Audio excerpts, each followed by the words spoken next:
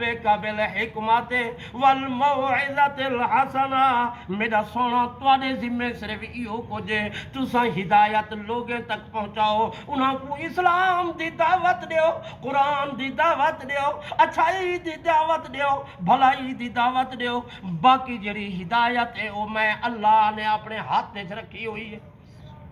ہدایت کہندے اختیار سے اللہ دے اختیار ہی واسطے اللہ نے اتھا کہر فرمایا اَأَنذَرْتَهُمْ أَمْ لَمْ تُنذِرْهُمْ لَا يُؤْمِنُونَ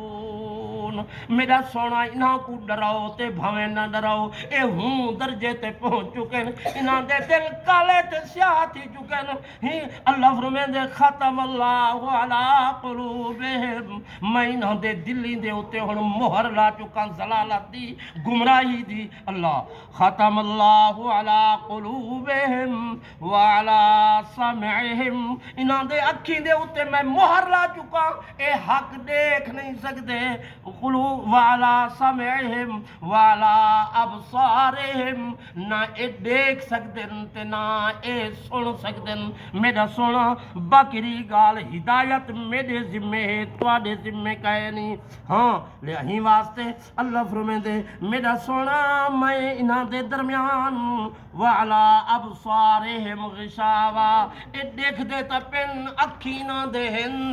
مگر میں اگوں ایسا پردہ لٹکا دیتے اے ایسا فرمایا غشاوہ انہاں دے اکھیں دے سامنے ایسا پردہ آگے انہاں کو حق تے نہ حق دے اندر کوئی تفریق نہیں تھی سکتی